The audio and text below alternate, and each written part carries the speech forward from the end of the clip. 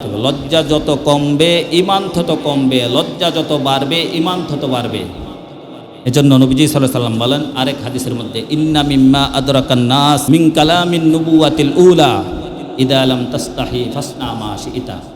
সমস্ত নবীদের কাছ থেকে চলে আসা একটা নসিহত হইল, একটা সুন্নাহ হইল। সকল নবীদের একটা সুন্নাহ ছিল, তার উম্মতকে এই কথা বলতো, ইদা লাম তাস্তাহি ফাসনা মা শিইতা। তোমার যখন লজ্জা থাকে না, তুমি যা ইচ্ছা তা করো। সব নবীরা তাদের উম্মতদেরকে এই কথা বলতো। বোঝাইতে বোঝাইতে যখন তারা পারতো না, পেরে উঠতে পারতো না, তখন বলে দিত, ইদা লাম তাস্তাহি ফাসনা মা শিইতা। তোমার যখন লজ্জা থাকে না, যা ইচ্ছা তা করো। লজ্জা থাকলে মানুষ যেই কাজ করতে পারে না, লজ্জা না থাকলে সেই কাজ একবারে সাধারণভাবে করে ফেলতে পারে। এজন্য লজ্জার গুণে গুণান্বিত হন, দেখবেন আপনার মধ্যে শুধু কল্যাণ আর কল্যাণ, আপনার পরিবারের মধ্যে কল্যাণ আর কল্যাণ আসতেই থাকবে। বর্তমান যুগে এতটাই বেহায়া নির্লজ্জ আমরা হয়ে গেছি, একই ঘরে বসে একই রুমে বসে বাবা মা সন্তান সন্ততি পুরা গোষ্ঠী নিয়ে এক ঘরে বসে বৈশা বৈশা সিনেমা দেখে, বৈশা বৈশা ভারতের কি জানে সিরিয়াল দেখে, বিভিন্ন এই অশ্লীলতা এই টিভি চালায় তারা দেখে। তো যেই ঘরের পরিবার বাপ মেয়েকে নিয়ে সিনেমা দেখে, পরিবারের সদস্যরা একসাথে বৈশা বৈশা অশ্লীলতা বেহায়াপনা দেখে, ওখানে কি লজ্জা আছে? আপনি মনে করেন লজ্জা থাকলে এই কাজ করতে পারে? আপনি যদি আপনার সন্তানকে নিয়ে আপনি সিনেমা দেখেন, আপনি যদি আপনার সন্তান বিবি বাচ্চা সবকে একসাথে নিয়ে আপনি অশ্লীলতা বেহায়াপনা দেখেন, আপনার বড় হওয়া এই সন্তান পরবর্তীতে আপনাকে কি বলবে? ওই সন্তান তো কবে আব্বা যেন ইত্যা করে, আরও জানে কতটা করে,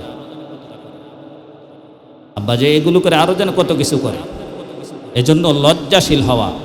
আপনার অপরাধ করতে মন চাচ্ছে, আপনি এককভাবে করেন, গোপনে করেন।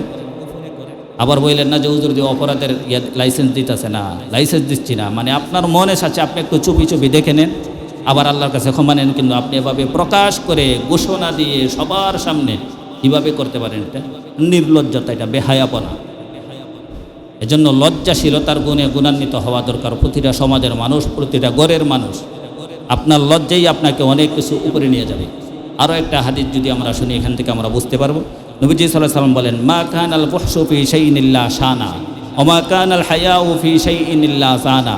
যেই জিনিসের মধ্যে নির্লজ্জতা অশ্লীলতা বেহায়াপনা থাকে, ওই জিনিসের ময়লা কদর্যতা বাড়তেই থাকে। এবার এই জিনিসটা ব্যক্তি হোক অথবা বস্তু হোক, যার মধ্যে অশ্লীলতা বেহায়াপনা থাকবে, ওর মধ্যে শুধু বেহায়াপনা কদর্যতা ময়লা এগুলো বাড়তেই থাকবে। আপনি মার্কেটে গেছেন, আপনি একটা পোশাক কিনবেন, যেখানে ওনারা শো আপ করে রেখেছেন, একটা পোশাক ডিসপ্লে করে রেখেছেন, এটা দেখে বলতেছেন, ভাই এই পোশাকটাই দেন, পছন্দ হয়েছে, কিন্তু এটা না, ভিতরে থেকে যেটা কাগজের ভিতরে প্যাকেট করা উঠা দেন। বলেন কি বলেন না? মোবাইলে এটাই দেন, কিন্তু এটা না, এটার মতো ভিতরে থেকে দেন।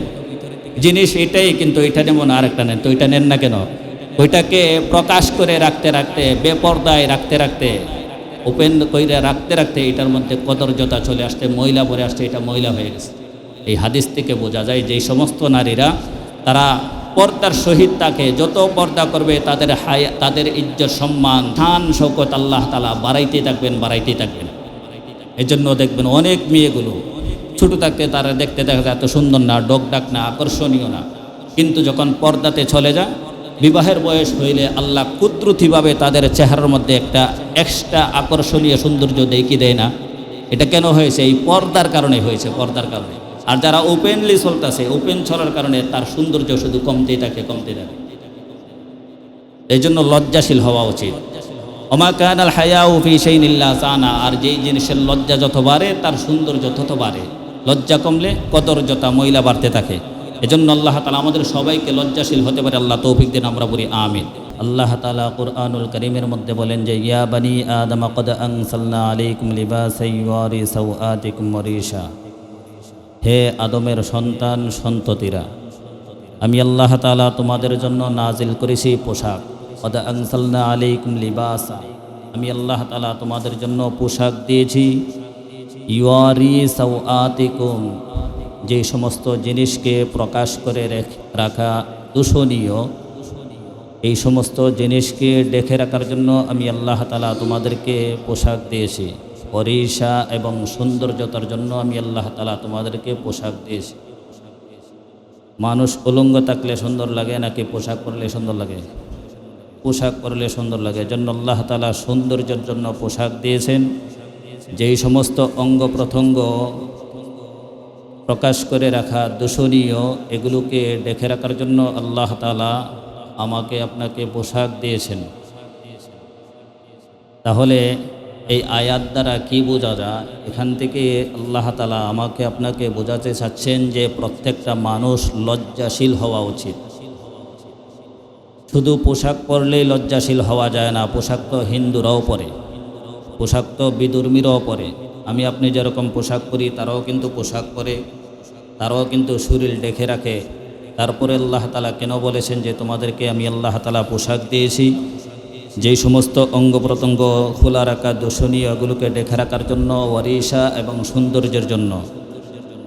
এরপর আল্লাহ বলেন ওয়ালিবাসুত তাকওয়া যালিকা খায়র, তবে তোমরা জানো যে তাকওয়ার পোশাক যেটা সেটাই হলো সবচেয়ে উত্তম। তাকওয়ার পোশাক এটা হলো সবচেয়ে উত্তম। শুধু পোশাক দিয়ে ঢেকে রাখলে হয় না, তাকওয়া অর্জন করে পাশাপাশি পোশাক পরা এটা হলো উত্তম। এজন্য এখান থেকে আল্লাহ তাআলা আমাকে আপনাকে বোঝাতে চাচ্ছেন যে আমরা যেন লজ্জাশীল হয়। হাদিসের মধ্যে নবীজি সাল্লাল্লাহু আলাইহি ওয়াসাল্লাম বলেন আরবাউম মিন সুনানিল মুরসালিন আল হায়া ওয়াত তাআত্তুর ওয়াস সিওয়াক ওয়ান নিকাহ। আন্তর্জাতিক মানের সুন্নাহ হলো 4টা জিনিস। আন্তর্জাতিক মানের সুন্নাহ কয়টা জিনিস? 4টা জিনিস। মানে আন্তর্জাতিক কিভাবে? আল্লাহ তাআলা পৃথিবীতে যত নবী রাসূল পাঠাইছেন সবাইকেই এই 4টা জিনিস দিয়েছেন। সমস্ত নবী রাসূলের সুন্নাহ হইল 4টা জিনিস। এর মধ্যে প্রথম নাম্বার 1 হইল আল হায়া, লজ্জাশীলতা। প্রত্যেক নবীর কি ছিল? সুন্নাহ। প্রত্যেক নবীর সুন্নাহ ছিল আল হায়া, লজ্জাশীলতা। তাআত্তুর, সুগন্ধি ব্যবহার করা, প্রত্যেকটা নবী রাসূলের সুন্নাহ ছিল। আমরা সুগন্ধি ব্যবহার করিনি, না করলেও করব। এটা সমস্ত রাসূলের সুন্নাহ এবং এটা আন্তর্জাতিক মানের সুন্নাহ। কোনো এক এলাকা ভিত্তিক যখন কোনো কথা প্রচলিত হয় এটা আন্তর্জাতিক হয় না। সারা বিশ্বে যেটা চলে এটাকে কি বলা হয়? আন্তর্জাতিক। এজন্য আল্লাহ তাআলা সমস্ত নবী রাসূলের সুন্নাহ বানিয়ে দিয়েছেন 4টা। এর মধ্যে একটা হলো লজ্জাশীলতা। সব রাসূলের সুন্নাহ মানে লজ্জাশীলতা হলো আন্তর্জাতিক মানের সুন্নাহ। তাআত্তুর, সুগন্ধি ব্যবহার করা, এটাও আন্তর্জাতিক মানের সুন্নাহ। ওয়াসসিওয়াক, মিসওয়াক করা। মিসওয়াকের ব্যাপারে নবীজি সাল্লাল্লাহু আলাইহি ওয়াসাল্লাম বলেন লাউলা আন আশুক্কাতি আলা উম্মতি লা আমারতুহুম বিসসিওয়াক ইনদা কুল্লি সালাহ। আমার উম্মতের কষ্ট হইব এই জিনিসটা যদি আমার অনুধাবন না হইতো, তাহলে প্রত্যেক সালাতের আগে, নামাজের আগে আমি আমার উম্মতের জন্য এই মিসওয়াক করাকে জরুরি করে দিতাম। রাকাতানি বিসওয়াক রাকাতাইনি সাবঈনা বিগাইরি সিওয়াক। ও মিসওয়াক করে 2 রাকাত নামাজ পড়া আর মিসওয়াক ছাড়া 70 রাকাত নামাজ পড়ার সমপরিমাণ। এজন্য মিসওয়াক করা হলো আন্তর্জাতিক সুন্নাহ। এরপরে ওয়ান নিকাহ, বিবাহ করা সমস্ত রাসূলের সুন্নাহ। তাহলে মুহতারাম হাদিরিন, লজ্জাশীলতার গুণ যেই সমাজে না থাকবে সেই সমাজের মধ্যে সবচেয়ে বেহায়াপনা, অশ্লীলতা, কদর্যতা, যত রকমের আকাম কুকাম আছে সব চলতে থাকবে। এজন্য মুসলমান হিসাবে আমাদের প্রত্যেকের উচিত হইল লজ্জাশীলতার গুণে গুণান্বিত হওয়া। লজ্জার ব্যাপারে আমরা আজকে যদি কথা শুনি তাহলে আমাদের প্রথমেই শুনতে হয় ওয়াহাব ইবনে মুনাব্বিহ রাহমাতুল্লাহ আলাইহি। উনি লজ্জাশীলতার ব্যাপারে বলেন যে আল ঈমান উরিয়ান। ঈমান হইল একটা উলঙ্গ জিনিস, খোলা জিনিসের নাম। ঈমান কিসের নাম? একটা খোলা জিনিসের নাম, উলঙ্গ জিনিসের নাম। ওয়ালিবাসুহু আত-তাকওয়া, এই খোলা জিনিসের পোশাক হইল তাকওয়া, খুদাভীতি। যেখানে কেউ দেখে না সেখানে একজন দেখেন, তিনি কে? আল্লাহ। কোনো মানুষের যখন তাকওয়া হাসিল হয়ে যায় তখন সে চিন্তা করে আমাকে আমার এলাকার কেউ দেখছে না, কি হয়েছে? কোনো মানুষ আমার সামনে নাই, কি হয়েছে? একজন তো দেখছেন, যিনি আমার কে? আল্লাহ। এজন্য লজ্জা অন্তত চারভাবে লজ্জাশীল হওয়া। আল্লাহ তাআলাকে লজ্জা করা, ফেরেশতাদেরকে লজ্জা করা, 2 কাজে 2 ফেরেশতা আছে। মানুষকে লজ্জা করা এবং নিজেকে নিজে লজ্জা করা। সত্যি আমি কি করলাম? নিজেকে নিজে লজ্জা করা, মানুষকে লজ্জা করা, ফেরেশতাদেরকে লজ্জা করা, স্বয়ং আল্লাহ তাআলাকে লজ্জা করা। আলাম ইয়ালাম বি আন্নাল্লাহা ইয়ারা। এই তুমি কি জানো না, এই বেটা তুমি কি জানো না যে আমি আল্লাহ তাআলা তোমাকে দেখছি? এই কথা মাথায় রাখা। যখন কোনো অন্যায় করতে মনে চা, আল্লাহ তাআলা বলেছেন এই বান্দা তুমি কি জানো না আমি যে তোমাকে দেখছি? তা আল্লাহ তাআলা দেখেন, ফেরেশতারা দেখেন, মানুষ দেখুক আর না দেখুক তাদের দিকে লজ্জা করা, নিজেকে নিজে লজ্জা করা। যারা এভাবে চলতে পারে তারাই তাকওয়া অর্জন করে। তো ওয়াহাব ইবনে মুনাব্বিহ রাহমাতুল্লাহ আলাইহি বলেন, আল ঈমান উরিয়ান, ঈমান হলো একটা খোলা জিনিসের নাম। ওয়ালিবাসুহু আত-তাকওয়া, আর তার পোশাক হলো তাকওয়া। ওয়াসিনাতুহু আল হায়া, আর ঈমানের সৌন্দর্যের নাম হলো লজ্জা। ঈমানের সৌন্দর্যের নাম কি? লজ্জা। ওয়াসামারাতুহুল ইলম, আর ঈমানের ফল হইল ইলম, বিদ্যা, ধর্মীয় শিক্ষা। যেই সমাজে ধর্মীয় শিক্ষা নাই সেই সমাজে কি নাই? লজ্জাশীলতা নাই। আর লজ্জাশীলতা যত কমবে ঈমান তত কমবে। সামনে হাদিস আসবে, আমরা শুনব। 2 নম্বর লজ্জার ব্যাপারে কথা হইল, কিতাবের এসেছে, মানকাসাহুল হায়া সাউবাহু লাম ইয়ারান নাস আইবাহু। যে ব্যক্তি লজ্জাশীলতার পোশাক পরিধান করে, আল্লাহ তাআলা মানুষের কাছ থেকে তার দোষ ত্রুটিকে আড়াল করে দেন, গোপন করে দেন। যে লজ্জাশীলতা পোশাক পরিধান করে তার দোষ ত্রুটি মানুষ দেখতে পায় না, কারণ তার মধ্যে লজ্জা থাকার কারণে সে আমানতের খিয়ানত করে না। তার মধ্যে লজ্জা থাকার কারণে সে অশ্লীলতা বেহায়াপনা করে না, সে ওপেন সিগারেট হাতে দিয়ে টানে না, সে মদ পান করে না, সে সুদ খায় না, ঘুষ খায় না। তার মধ্যে লজ্জা আছে, এজন্য তার দোষ ত্রুটি মানুষের সামনে প্রকাশও পায় না। আল্লাহ তাআলা তার দোষ ত্রুটিকে ডেকে রাখেন। মানকাসাহুল হায়া সাউবাহু লাম ইয়ারান নাস আইবাহু। যে লজ্জাশীলতার পোশাক পরিধান করে, আল্লাহ তাআলা মানুষের কাছ থেকে তার দোষ ত্রুটিকে আল্লাহ তাআলা ডেকে রাখেন, আড়াল করে রাখেন, গোপন রাখেন। নবীজি সাল্লাল্লাহু আলাইহি ওয়াসাল্লাম বলেন, ইবনে মাজাহ একটা কিতাব, ওই কিতাবের 4181 নম্বর হাদিসের বর্ণনা। নবীজি সাল্লাল্লাহু আলাইহি ওয়াসাল্লাম বলেন যে ইসলাম ধর্মের স্বতন্ত্র একটা বৈশিষ্ট্য আছে। আল্লাহ তাআলা দুনিয়াতে যত ধর্ম পাঠাইছেন, শুধুই কি ইসলাম ধর্ম নাকি অন্যান্য ধর্ম আছে? বলেন তো দেখি আপনারা, অন্যান্য আরও ধর্ম আছে না? এজন্য নবীজি সাল্লাল্লাহু আলাইহি ওয়াসাল্লাম বলেন, ইন্না লিকুল্লি দীনান খুলুকান, ইন্না লিকুল্লি দীনিন খুলুকান ওয়া খুলুকুল ইসলামি আল হায়া। ও প্রত্যেকটা ধর্মের একটা স্বতন্ত্র বৈশিষ্ট্য আছে, আর ইসলাম ধর্মের স্বতন্ত্রের বৈশিষ্ট্যের নাম হইল লজ্জা। আপনি চিন্তা করে দেখেছেন, আমরা যেই ধর্মের আছি এই ধর্মের একটা স্বতন্ত্র আলাদা একটা বৈশিষ্ট্য হইল লজ্জা। প্রত্যেকটা ধর্মেরও একটা স্বতন্ত্র বৈশিষ্ট্য থাকে। আমাদের ধর্মের স্বতন্ত্র বৈশিষ্ট্যের নাম কি? লজ্জা। লজ্জাশীলতা অর্জন করা। লজ্জা হলো ঈমান, লজ্জা হলো ঈমানের অঙ্গ। এটা কিন্তু আমরা অনেক জায়গাতে শুনি এবং দেখেছি, বা অনেক দেওয়ালও আমরা লেখা থাকতে দেখেছি, লজ্জা হলো ঈমানের অঙ্গ। নবীজি সাল্লাল্লাহু আলাইহি ওয়াসাল্লাম বলেন যে আল ঈমানু বিদ'উ ওয়া সাবউনা শুবা আও ক্বালা বিদ'উ ওয়া সিত্তুনা শুবা। ঈমানের 60টা অথবা 70টা শাখা আছে। ঈমানের কয়টা শাখা? 60 অথবা 70টা শাখা আছে। এর মধ্যে নাম্বার 1 হলো ফা আফজালুহা কাউলু লা ইলাহা ইল্লাল্লাহ। ঈমানের সর্বশ্রেষ্ঠ শাখার নাম, প্রথম নম্বর শাখার নাম হইল লা ইলাহা ইল্লাল্লাহ। আল্লাহ ছাড়া কেউ নাই, পৃথিবী একমাত্র আল্লাহ তাআলাই টিকিয়ে রেখেছেন। আমাকে আপনাকে আল্লাহ তাআলাই সুস্থ রেখেছেন, আমাকে খাওয়ান, আমাকে ঘুম পাড়ান। এই সূর্যের আলো আল্লাহ তাআলাই দিয়েছেন, আবার এই সূর্যকে অস্ত নেবেন কে? আল্লাহ তাআলাই। ঈমানের প্রথম নম্বর শাখা, যেটা সর্বশ্রেষ্ঠ শাখার নাম, সেটা হইল লা ইলাহা ইল্লাল্লাহ। সাক্ষী দেওয়া যে আল্লাহ ছাড়া কোনো মাবুদ নাই, আল্লাহ ছাড়া কোনো কর্তৃত্বওয়ালা নাই। এরপরে নবীজি সাল্লাল্লাহু আলাইহি ওয়াসাল্লাম বলেন ওয়া আদনাহা ইমাতাতুল আদা আনিত তরিক। আর ঈমানের সর্বনিম্ন যে শাখা, সেই শাখাটা হইল রাস্তা থেকে কষ্টদায়ক জিনিসকে সরিয়ে দেওয়া। ঈমানের সর্বনিম্ন শাখার নাম কি? রাস্তা থেকে কষ্টদায়ক জিনিসকে সরিয়ে দেওয়া। কারণ কি? রাস্তার মধ্যে যদি কষ্টদায়ক জিনিসটাকে মানুষ চলাচল করলে তাদের কষ্ট হবে কি হবে না? হবে। মানুষকে কষ্টদায়ক জায়েজ? বৈধ না, বৈধ না, অবৈধ। মানুষকে কষ্ট দেওয়া হারাম।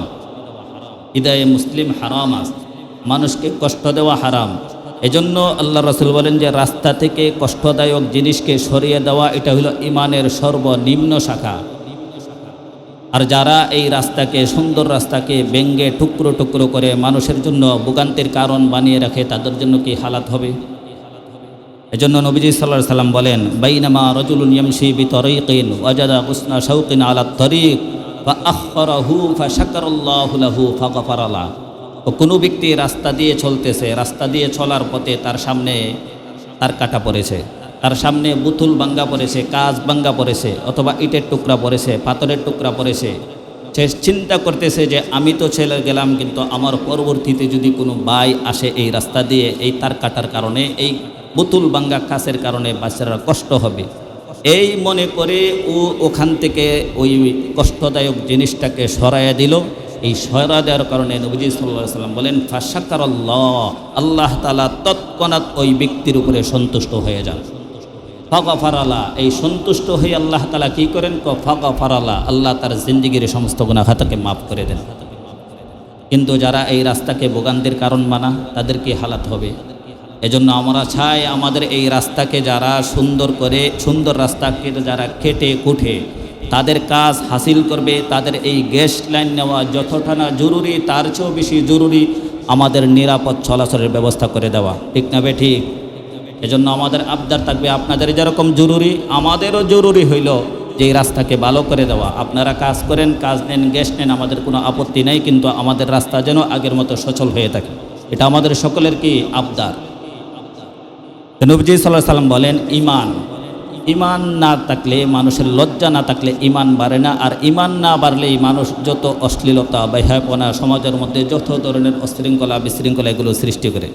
এজন্য এক হাদিসের মধ্যে আল্লাহ রাসূল বলেন ইন্নাল হায়া ওয়াল ঈমান কুরিনা জামিয়া, লজ্জা আর ঈমান হইল এরকম পাশাপাশি থাকে, লজ্জা আর ঈমান এরকম পাশাপাশি। ফাইদা রুফিয়া আহাদুহুমা রুফিয়াল আখার, একটা যখন উঠে যা আর একটা অটোমেটিকলি উঠে যা। মানুষের যখন লজ্জা কমতে থাকে তার ঈমান কমতে থাকে, মানুষের লজ্জা কমতে থাকে তার ঈমান কমতে থাকে। একটা সময় লজ্জা কমতে কমতে কমতে কমতে শেষ, তার ঈমানও শেষ। এখন বেচারা মসজিদের সামনে দিয়ে হাসে, মসজিদের সামনে বসেই বেচারা ইয়া বাটানে, তার কোনো ধরনের কোনো লজ্জা হয় না, আছে না নাই? কারণ কি? বেহায়া হয়ে গেছে, এজন্য লজ্জা করে না। এই জন্য আল্লাহ রাসূল বলেন ইন্নাল হায়া ওয়াল ঈমান কুরিনা জামিয়া, ঈমান আর লজ্জা দুইটা পাশাপাশি থাকে। লজ্জা উঠে গেছে তো ঈমানও উঠে যা, এজন্য লজ্জাশীলতা বাড়ানো। ভিন্ন হাদিসে নবীজি সাল্লাল্লাহু আলাইহি ওয়াসাল্লাম বলেন আল হায়া মিনাল ঈমান ওয়াল ঈমান ফিল জান্নাহ, লজ্জাশীলতা হইল ঈমান, আর ঈমান আপনাকে জান্নাত পর্যন্ত পৌঁছায় দেবে। এজন্য যার যত লজ্জা বাড়বে তার তত ঈমান বাড়বে। নবীজি সাল্লাল্লাহু আলাইহি ওয়াসাল্লাম আরেক হাদিসের মধ্যে বলেন যে আল্লাহ তাআলা যারা লজ্জাশীল বান্দা, লজ্জার কারণে মানুষের কাছে কোনো কিছু চাইতে পারে না, বলতে পারে না, কিন্তু বেচারা কষ্ট মষ্ট এগুলো সহ্য করে নেয়, তার কষ্ট হচ্ছে, তারপরও সে লজ্জার কারণে মানুষের কাছে কিছুই বলতে পারে না, হাত পাততে পারে না, চাইতে পারে না, কিছুই করতে পারে না। এরকম লজ্জাশীল বান্দাদেরকে স্বয়ং আল্লাহ তাআলা মহব্বত করেন, ভালোবাসেন। আমরা কি চাই না এখানে যারা আছি যে আমাদেরকে আল্লাহ তাআলা পছন্দ করুক, ভালোবাসুক? এটা কি চাই কি চাই না? চাইলে আমাদেরকে লজ্জা বাড়াতে হবে। হাদিসের মধ্যে নবীজি সাল্লাল্লাহু আলাইহি ওয়াসাল্লাম বলেন ইন্নাল্লাহ তাআলা ইযা আনআম আলা আবদি নি'মাতান ইউহিব্বু আন ইউরা আসারান নি'মাতি আলাইহি, আল্লাহ তাআলা দুনিয়াতে যেই সমস্ত মানুষদেরকে সম্পদ দিয়েছেন, নিয়ামত দিয়ে তাদেরকে ভরপুর করে রেখেছেন, এই নিয়ামতের বহিঃপ্রকাশ তার শরীরের মধ্যে প্রকাশ পাক, এটা আল্লাহ তাআলা দেখতে পছন্দ করেন। আপনাকে আল্লাহ তাআলা শত কোটি টাকার মালিক বানিয়েছেন, আপনি এই শত কোটি টাকার যে বহিঃপ্রকাশ, আপনার পোশাকে মানুষ বুঝবে যে আপনি শত কোটি টাকার মালিক, আপনার চলাচলে মানুষ জানবে যে আপনি শত কোটি টাকার মালিক, আপনার দান খয়রাতে মানুষ বুঝবে যে না আপনার সম্পদ আছে, এজন্য আপনি দান খয়রাত করেন।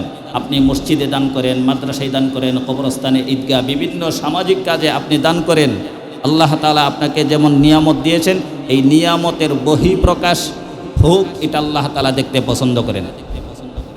এরপরে নবীজি সাল্লাল্লাহু আলাইহি ওয়াসাল্লাম বলেন ওয়ায়াকরাহুল বুউসা ওয়াত তাবাউস, যাদেরকে আল্লাহ তাআলা সম্পদ দেওয়ার পরও, দুনি বানানোর পরও যারা গরিবের হালতে চলে, গরিব হয়ে থাকে, গরিবের বান করে চলে, অভাব অনটন প্রকাশ করে চলে, সম্পদ আছে কিন্তু এমনভাবে চলাফেরা করে যে তারে দেখলে মনে হয় তার কিচ্ছু নাই, গরিব, তারই দান করে ফেলি, এরকম আছে না নাই?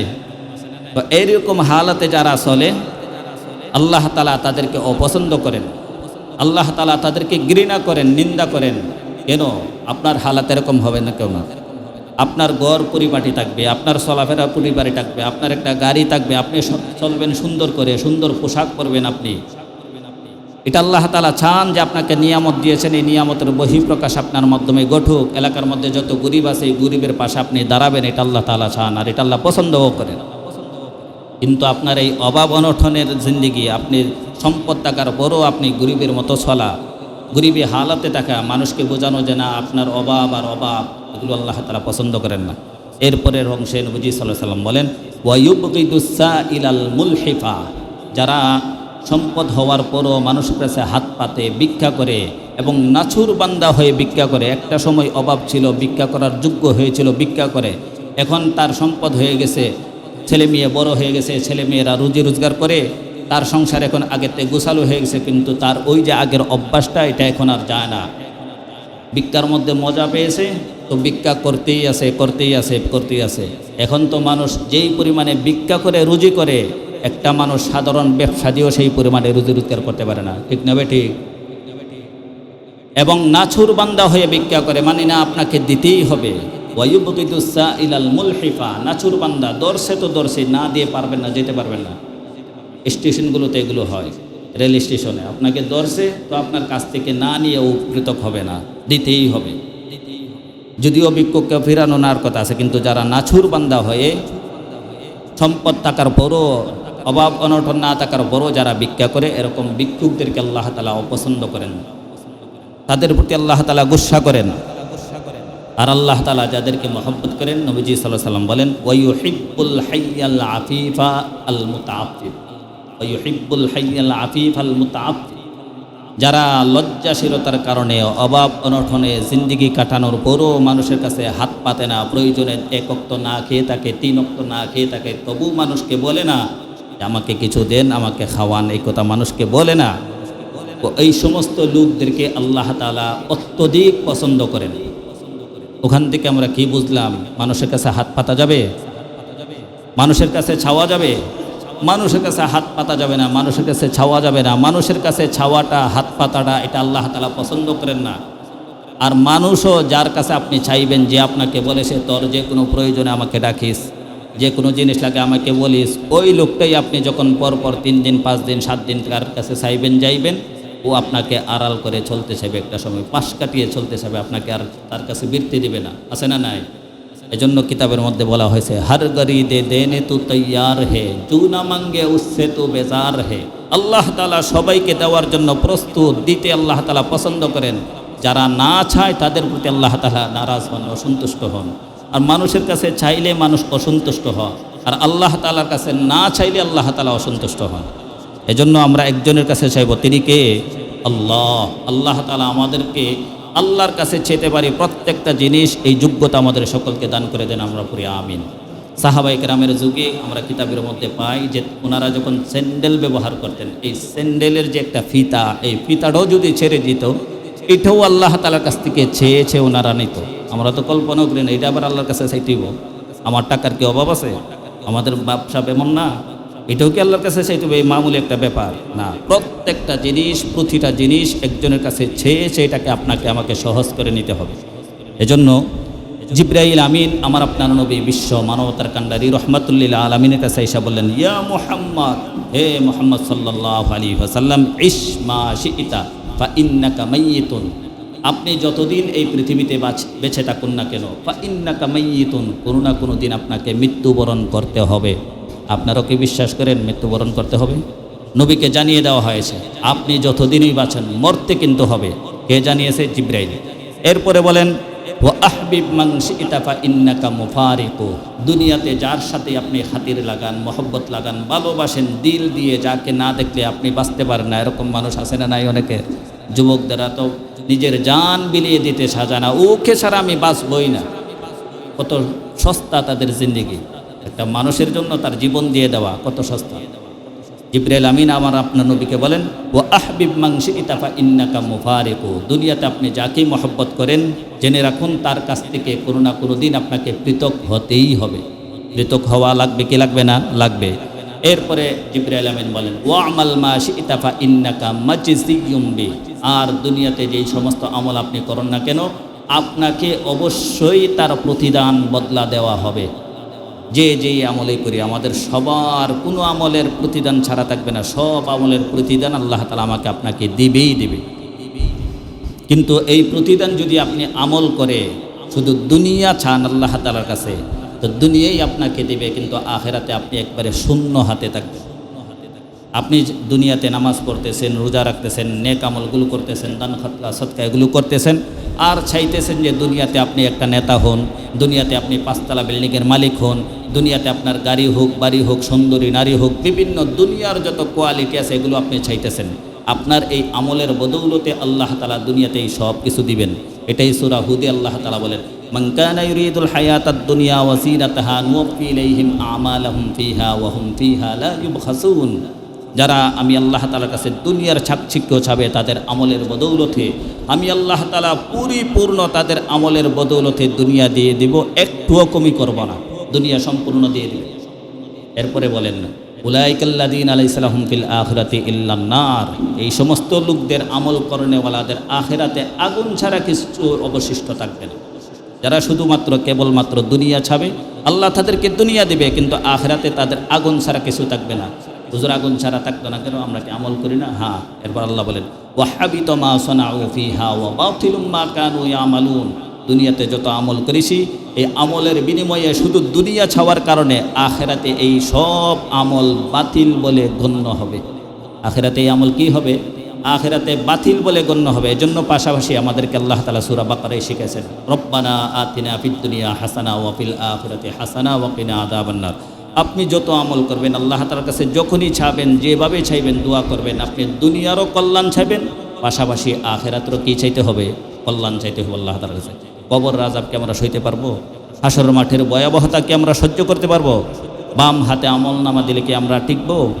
জাহান্নামে গেলে সইতে পারবো না। এই জন্য দুনিয়ার পাশাপাশি আখিরাত আল্লাহ তাআলার কাছে চাইব। আমার আপনার নবীকে জানিয়ে দিয়েছেন জিবরাইল যে আপনি যেই আমলই করুন না কেন আপনাকে তার প্রতিদান বদলা দেওয়া হবে। এরপরে জিবরাইল আমিনে যেই কথাটা বলেছেন সেটা আমাদের সকলের জন্য প্রতিনিয়ত স্মরণ করে লিখে রাখার মতো কথা। উনি বলেন যে ওয়ালাম আন্না শারাফাল মুমিনি কিয়ামুহু বিল লাইল কিয়ামুল লাইল। আর এই কথাটা খুব ভালো করে জেনে রাখুন, মুমিনের ইজ্জত সম্মান আল্লাহ তাআলা রেখেছেন কিয়ামুল লাইলের মধ্যে, তাহাজ্জুদ পড়ার মধ্যে আল্লাহ তাআলা মুমিনের সম্মান রেখেছেন, ইজ্জত রেখেছেন। আমরা তাহাজ্জুদ পড়ি তো, এই যে সিজন এখানে চলতেছে ফজরের সময় মসজিদ হাহাকার, অথচ মুমিনের সম্মান আল্লাহ তাআলা কিসের মধ্যে রেখেছেন? তাহাজ্জুদের মধ্যে রেখেছেন। আর কিসের মধ্যে? ওয়াইজ্জা হুস্তিগনাউহু আনিন নাস। এই মুমিনের সম্মানে রেখেছেন আল্লাহ তাআলা মানুষের কাছ থেকে অমুখাপেক্ষী থাকার মধ্যে, মানুষের কাছ থেকে দূরে থাকার মধ্যে আল্লাহ তাআলা মুমিনের সম্মানে রেখেছেন, ইজ্জত রেখেছেন। আমরা তো কিছু হইলেই শুধু নেতার কাছে দৌড়াই, অমুকের কাছে দৌড়াই, তমুকের কাছে দৌড়াই। সাহাবায়ে কেরাম কিচ্ছু হইলেই তারা মসজিদে দৌড়াইতো, আমলে দৌড়াইতো। আমল করতেছে, আমলের দ্বারা হচ্ছে না, উনি ভাবত যে আমার আমলটাই হয় নাই, এজন্য আবার নতুন করে উজু করে আবার আমলটাকে আবার করতেন। আবার করেছে, আবার সমস্যার সমাধান হয় না, আবার আমল করেছেন, বারবার আমল করেছেন। আমরা প্রয়োজনে দুনিয়ার হালতের জন্য আমরা এই নেতা ফেতার কাছে বা দুনিয়াবি হাইসিয়তে যাদেরকে আল্লাহ তাআলা উঁচু বানিয়েছেন তাদের কাছে বারবার যেতে রাজি, কিন্তু মসজিদে আইতে রাজি না। আমাদের ইজ্জত, আমাদের সমস্যার সমাধান হবে কিভাবে? আল্লাহ তাআলা তো রেখেছেন এই মুমিনের সম্মান কিয়ামুল লাইলের মধ্যে। এজন্য কিয়ামুল লাইল করব তো ইনশাআল্লাহ। তাহাজ্জুদ যারা পড়ার নিয়ত করবে, তাহাজ্জুদ না পড়তে পারলেও তারা অন্তত ফজর নামাজ পড়তে পারবে। এজন্য আল্লাহ তাআলা আমাদের সকলকে তাহাজ্জুদ গুজার বানায় দেন, আমরা পড়ি আমিন।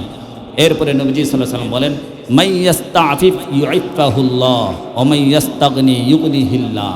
যে ব্যক্তি মানুষের কাছ থেকে, ছাওয়া থেকে নিজেকে সংযত রাখেন, আল্লাহ তাআলা তাকে সংযত রেখে দেন। যে ব্যক্তি মানুষের কাছ থেকে, ছাওয়া থেকে নিজেকে অমুখাপেক্ষী রাখতে চেষ্টা করেন, আল্লাহ তাআলা তাকে অমুখাপেক্ষী বানিয়ে দেন। তারে মানুষের দ্বারের কাছে নেওয়ার প্রয়োজন মনে করেন আল্লাহ তাআলা, এ তো আমার কাছে ইচ্ছা, আমি তার জন্য যথেষ্ট।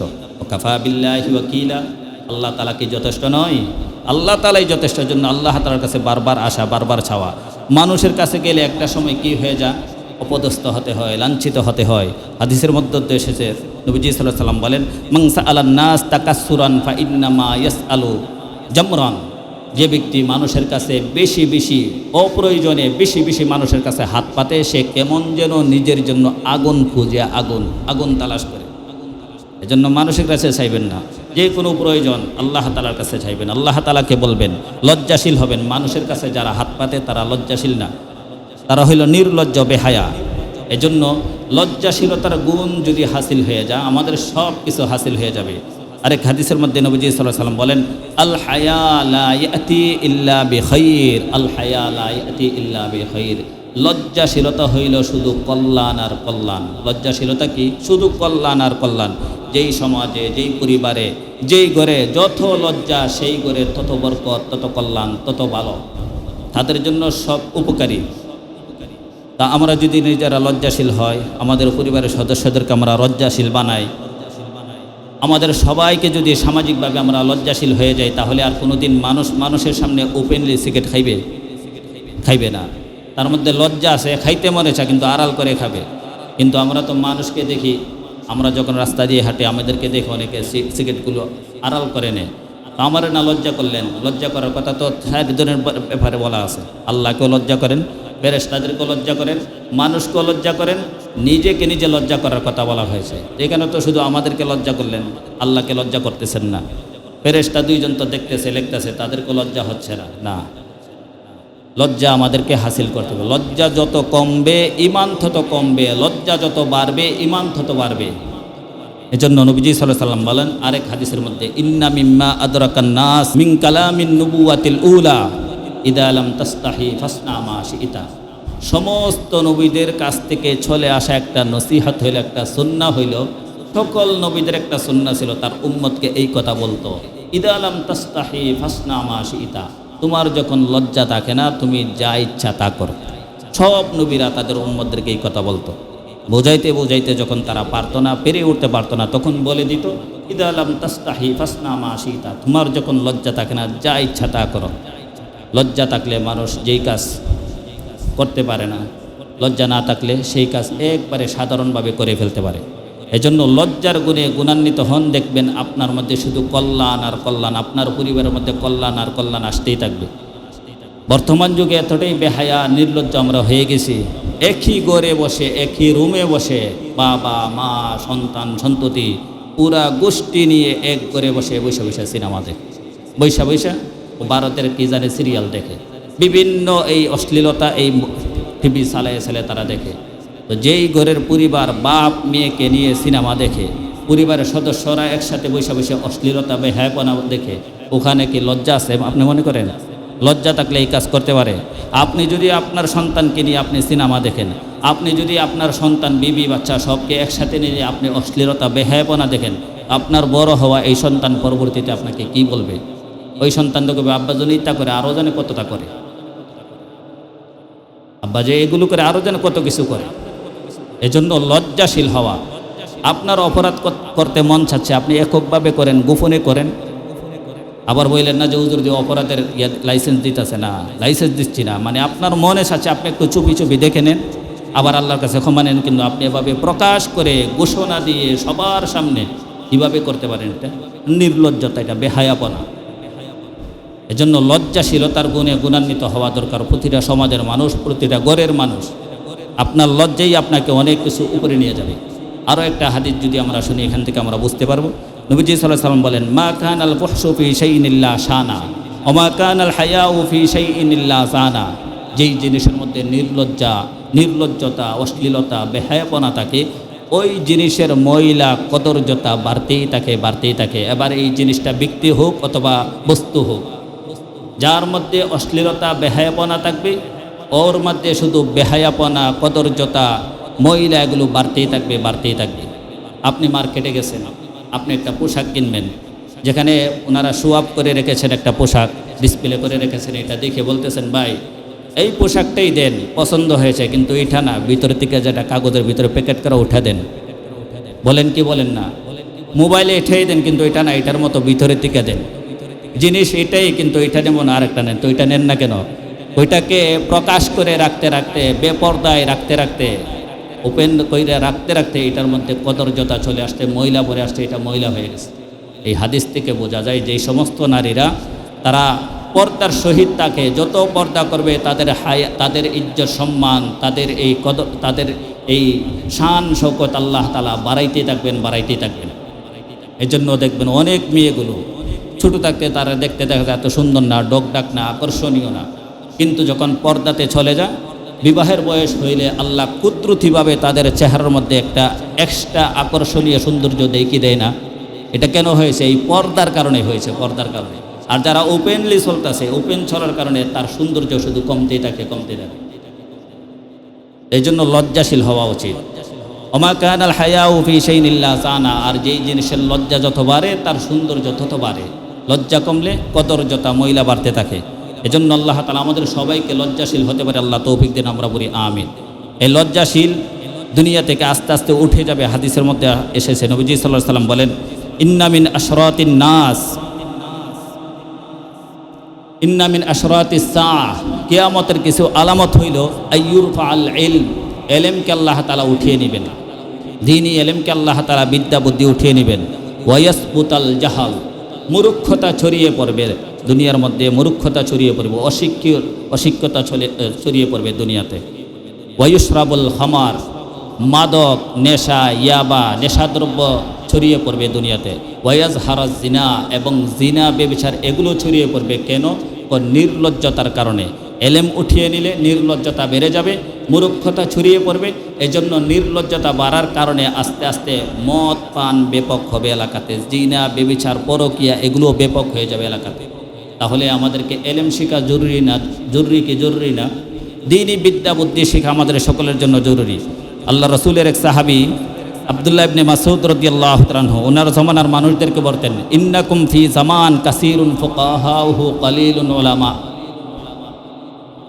কাসীরুন ফুকাহাউহু কালীলুন খুতাবা। তোমরা যেই জামানার মধ্যে আসো, এই জামানার মধ্যে আলেম বেশি, বক্তার সংখ্যা কম, আলোচনার সংখ্যা কম, আলোচকের সংখ্যা কম। সাহাবায়ে কেরামকে উদ্দেশ্য করে আব্দুল্লাহ ইবনে মাসউদ রাদিয়াল্লাহু তাআলা আনহু বলতেন যে, তোমরা যেই জামানার মধ্যে আসো, এই জামানার মধ্যে আলেমের সংখ্যা বেশি, কিন্তু আলোচনা করবে, বক্তৃতা দেবে, এরকম বক্তার সংখ্যা কম। কলিলুন সুওয়ালুহু কাসীরুম মুতুহ, এবং তোমরা যেই জামানার মধ্যে আসো, এই জামানার মধ্যে মানুষ মানুষের কাছে হাত পাতে, এরকম মানুষের সংখ্যা কম, কিন্তু দানকারীদের সংখ্যা বেশি। সাহাবায়ে কেরামের সময় মানুষ মানুষের কাছে হাত পাতত, চাইতো, এমন ভিক্ষুক বা এরকম নেনেওয়ালাদের সংখ্যা ছিল কম, কিন্তু দেনেওয়ালাদের সংখ্যা ছিল বেশি। আর বর্তমান জামানা, দেনেওয়ালাদের সংখ্যা বেশি না নেনেওয়ালাদের সংখ্যা বেশি? মানুষ মানুষের কাছে এইটার সংখ্যা বেশি। এরপরে ওই আব্দুল্লাহ ইবনে মাসউদ বলতেন, আল আমালু ফীহি কাঈদুন লিল হাওয়া, আর তোমরা যেই জামাতে আসো না, এই জামানার মধ্যে তোমাদের আমল, তোমাদের প্রবৃত্তিকে তারা পরিচালনা করবে। তোমাদের আমল, তোমাদের কুপ্রবৃত্তি, তোমাদের মনসাহী জিন্দিগিকে তারা নিবৃত্ত করবে, আটকে রাখবে। তোমার মন যা আশা তা করতে পারবে না, তোমার আমলে বাধা দিবে। ওয়াসায়াতি মিন বাদিকুম জামান, অচিরেই এমন এক জামানা আসবে যেই জামানার মধ্যে কলিলুন ফুকাহাউহু কাসীরুন খুতাবা, আলেমের সংখ্যা কমে যাবে, কিন্তু আলোচকের সংখ্যা, বক্তার সংখ্যা বৃদ্ধি পাবে। বর্তমান সময়ে বক্তার সংখ্যা বেশি না কম? অনেক বেশি। 26 ইঞ্চি, 27 ইঞ্চি, 28 ইঞ্চি। আর যত জাহালত মার্কা বক্তা আছে, এইগুলোকে আমরা যারা কমিটি আছি বা আমরা যারা এই আয়োজক আছি, মাহফিলের আয়োজন করি, আমরা শুধু আকর্ষণ দেখে দেখে এই সিনেমার স্বাদ ওয়াজের মধ্যে নেওয়ার জন্য তাদেরকে একরকম একটা ব্যবস্থা করে দিই মানুষকে। 26 ইঞ্চি বক্তা দেখার জন্য সবাই তখন এসে জড়ো হয়। আলেম নাই, এলেম নাই, বিদ্যা নাই, বুদ্ধি নাই, নিয়ে আসি ঠিকই, কী করলো এটা দেখি না। আব্দুল্লাহ ইবনে মাসউদ বহুত আগেই বলে গেছেন, তোমাদের পরে এমন এক জামানা আসবে যেই জামানার মধ্যে আলেমের সংখ্যা হবে কম, আলোচকের সংখ্যা হবে, বক্তার সংখ্যা হবে বেশি। আর কি হবে? কালীলুম মুতুহ কাসীরুন সুওয়ালু, আর ওই সময়ের মধ্যে মানুষ মানুষকে দান করে এমন সংখ্যা থাকবে কম, কিন্তু মানুষ মানুষের কাছে হাত পাতে, এরকম সংখ্যা বেড়ে যাবে। আর ওই জামানার মধ্যে মানুষের কুপ্রবৃত্তি, আল হাওয়া ফীহি কাঈদুন লিল আমাল, মানুষের কুপ্রবৃত্তি তার আমলকে পরিচালনা করবে, মন চাহি জিন্দিগি করবে, তখন বাধা দিবে না, তার মন যা আশা তাই করবে। কেন এটা হবে? এটা নির্লজ্জতার কারণে হবে, বেহায়াপনার কারণে হবে, লজ্জা না থাকার কারণে মানুষ এগুলো করবে তখন। এজন্য লজ্জাকে বাড়াইতে গিয়ে ধর্মীয় শিক্ষার কোনো বিকল্প নাই। লজ্জাকে বাড়াইতে ধর্মীয় শিক্ষার কোনো বিকল্প নাই। ধর্মীয় শিক্ষা যে এলাকাতে যত বাড়বে, লজ্জা তত বাড়বে। একটা উদাহরণ যদি দিই আপনারা বুঝবেন। নবীজি সাল্লাল্লাহু আলাইহি ওয়াসাল্লাম যখন যায়েনব রাদিয়াল্লাহু তাআলা আনহার সাথে বিবাহ হয়েছেন, উনি তখন উলিমার আয়োজন করেছেন। এই উলিমার আয়োজনের পরে আনাস রাদিয়াল্লাহু তাআলা আনহুকে বললেন, যাও মানুষকে গিয়ে দাওয়াত দাও, মানুষ যেন আমার বাড়িতে এসে সাথে তারা উলিমা খেয়ে যায়। ওই আনাস রাদিয়াল্লাহু তাআলা আনহু তখন মানুষকে, সাহাবায়ে কেরামকে দাওয়াত দিলেন। একে একে সবাই আসতেছে, খাইতেছে, চলতেছে, যাইতেছে, এভাবে চলতেছে। ওইদিকে দাওয়াত খাওয়ার পরও আবার 3 জন লোক ঘরের ভিতরে বসে গেছে, ওনারা বের হয় না। খাওয়া দাওয়ার পরে ওনারা ঘরে বসে আড্ডা দিতেছে, তাতে মশগুল হয়ে গেছে। নবীজি সাল্লাল্লাহু আলাইহি সাল্লাম তো এতটা লজ্জাশীল ছিলেন যে উনি লজ্জার কারণে কিছুই বলতে পারতেন না। হাদিসের মধ্যে আল্লাহ রাসূলের লজ্জার ব্যাপারে কেমন আসছে দেখেন, আসাদ্দা হায়া মিনাল আযরা ফি খিদরিহা, আযরা ফি খিদরিহা, যে আল্লাহ রাসূল সাল্লাল্লাহু আলাইহি ওয়াসাল্লাম একজন অবিবাহিত কুমারী নারী, তার পর্দার ভিতরে যতটা লজ্জাশীল তার চেয়ে বেশি লজ্জাশীল ছিলেন। একজন নারী বিবাহের আগে পর্দার আড়ালে যতটা লাজুক থাকে, তার চেয়ে বেশি লাজুক ছিলেন কার নবী? আমার আপনার নবী আল্লাহ রাসূল এতটা লজ্জাশীল ছিলেন। তো ওনার ঘরে মানুষ যখন দাওয়াত খাইতে আসে, একে একে আয়সা সবাই চলে যায়, উনি বলে না, কিছু বলতে পারে না যে তোমরা উঠে যাও আমার কাজ আছে, বলতে পারে না। উনি কি করলেন, মানুষ কথাতে মশগুল হয়ে গেছেন, উনি ঘর থেকে বের হয়ে বাকি অন্যান্য যে স্ত্রীরা ছিলেন তাদের ঘরে একটু ঘুরে ঘুরে আসলেন। সবার ঘরে গিয়ে সালাম দিলেন। ওনার অন্যান্য স্ত্রীরা ওনার সালামের জবাব দিচ্ছেন আর বলতেছেন যে আপনার বিবি কেমন পাইছেন? উনি বলেন যে আলহামদুলিল্লাহ খুব ভালো পেয়েছে। এইভাবে একটা পুরা সবার ঘরে রাউন্ড দিয়ে আয়সা দেখে যে আবার ওই 3 জন যারা দাওয়াত খাওয়ার পরে কথা বলতেছিল তারা বসেই আছে, ঘরের মধ্যে বের হয় না।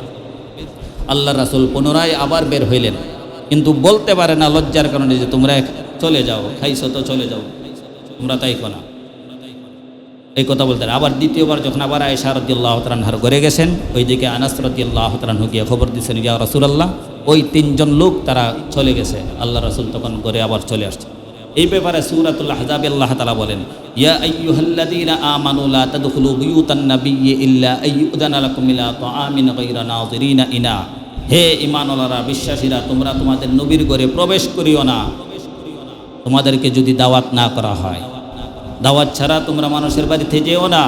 হ্যাঁ, দাওয়াত দিলেও যাইবা, কিন্তু যাইবা যে এই খানা পিনা প্রস্তুত হওয়ার পরে যাইবা, কিন্তু বাড়িতে গিয়ে বসে খানা পিনা প্রস্তুত হোক এটার জন্য অপেক্ষা করবা না। আমরা তো অনেক সময় দাওয়াত খেতে গেলে কত বেউসিলি করি, আমরা একজনকে দাওয়াত দেয় তো সাথে আরও 2-3 জন এই ছোটো আন্ডা কান্ডা আমরা নিয়ে যাই। এগুলো হয় না, এগুলো আমানতের খেয়ানত। আপনাকে শুধু দাওয়াত দেওয়া হয়েছে, আপনি কেন সাথে আরেকজনকে নিয়ে আসবেন? আপনি বলেন যে ছোটো মানুষ খায় না, ছোটো মানুষ খায় না, ঠিক আছে। আমার আম্মা সবসময় একটা কথা বলতো যে মাথা ছোটো আছে কিন্তু ফেটে ফেটে ছোটো নাই, প্লেট দিতে হয় ঠিক হয়, মাথা তো গনতে হয় ঠিক হয়, প্লেট দিতে হয় না সবাই। এই যে প্লেট দিল, আপনাকে যেই রোস্টটা তাকে তো এটাই দিতে হয়, আপনাকে যেই মাসের পিস্তা তাকে এটাই দিতে হয়। তো ওই লোক যে 50 জনের আয়োজন করলো, 100 জনের আয়োজন করলো, 50 জনের যদি সাথে করে একজন ছোটো বাচ্চা নিয়ে যায়, তাহলে ওই লোকের কি অবস্থা হবে দেখে বলেন তো দেখি। এজন্য যাকে দাওয়াত দেওয়া হয় সেই যাবে, সাথে কাউকে নেবেন না। আপনার আদরের সন্তান আপনি নিতে পারেন না।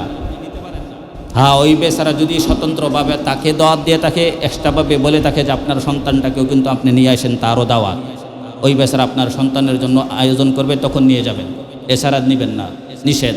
আল্লাহ তাআলা নিষেধ করেছেন। তো আল্লাহ তাআলা বলেন, ইলা তাআমিন গায়রা নাযিরিনা ইনা, বাড়িতে গিয়ে তোমরা অপেক্ষা করবে না যে খানা প্রস্তুত হোক।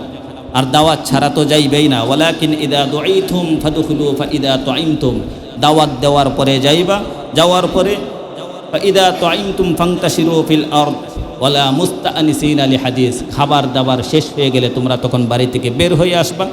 ওয়ালা মুস্তাআনিসিনা লিহাদিস, কথাবার্তায় আড্ডাতে তোমরা বসে মশগুল হয়ে যাবে না। অনেক মানুষ অনেক বাড়িতে খাইতে গেলে দাওয়াত খাওয়া শেষ, ও দই আসেনি, ফলফুলটা আসেনি, ও ঠান্ডা আসেনি, আরও কত কিছু জিজ্ঞাসা করে ঘরে বসে বসে আড্ডা দেয়। আর একের পর এক আপনার চিন্তা করা উচিত, বোঝার উচিত যে আমাকে যে এই বাড়িটা দাওয়াত দিয়ে নিয়ে আসলো, তার অর্ধ বাড়ির আরও সদস্য আছে, তারা অর্ধ খাইতে হবে। রুম দেখা যাচ্ছে 2টা 1টা, এখানে যে আমি যদি দীর্ঘ সময় বসে থাকি এটা তো উচিত হচ্ছে না। এজন্য এই লজ্জা হাসিল করা। তো আল্লাহ তাআলা এখানে আয়াতের শেষে বলেন, ওয়ালা মুস্তাআনিসিনা লিহাদিস, তোমরা এই কথাবার্তায় আড্ডাতে মশগুল হইবা না। ইন্না যালিকুম কানা ইউদিন নাবিয়্যা ফায়াস্তাহি মিনকুম, নবীর ঘরে গিয়ে যারা আড্ডাতে মশগুল হয়ে গেছিল, নবী তো লজ্জার কারণে, সংকোচ বোধের কারণে তাদেরকে কিছু বলতে পারে নাই। এজন্য আল্লাহ তাআলা এই আয়াত নাজিল করে দিলেন, আল্লাহু লা ইস্তাহি মিনাল হক। নবীজি সাল্লাল্লাহু আলাইহি সাল্লাম লজ্জার কারণে যদিও বলতে পারে নাই, বলেন নাই, কিন্তু আল্লাহ তাআলা সত্য বলতে আল্লাহ তাআলা লজ্জা করেন না। এজন্য আল্লাহ তাআলা এই আয়াতকে নাজিল করে দিয়ে বললেন, আল্লাহু লা ইস্তাহি মিনাল হক, আল্লাহ সত্য উন্মোচন করতে আল্লাহ তাআলা লজ্জা বোধ করেন না। এজন্য মুহতারাম দাওয়াতেরও কিছু আদব আছে না নাই? যাকে দাওয়াত দেওয়া হয় সেই যাবেন, গিয়ে যতক্ষণ খাবার টাইম অতক্ষণ খাইয়ে দিয়ে শেষ আপনি চলে আসবেন সুন্দর করে বিদায় নিয়ে। আমরা আজকের আলোচনা থেকে যে আমরা যা শুনলাম বুঝলাম যে আমরা যত লজ্জা বাড়াবে, যে যত পারিবারিকভাবে লজ্জা বাড়াবে, যে যত সামাজিকভাবে লজ্জাশীলতার গুণ হাসিল করবে তার ঈমান তত বৃদ্ধি পাবে। আর এই লজ্জার গুণ হাসিল করার জন্য ধর্মীয় শিক্ষার কোনো বিকল্প নাই।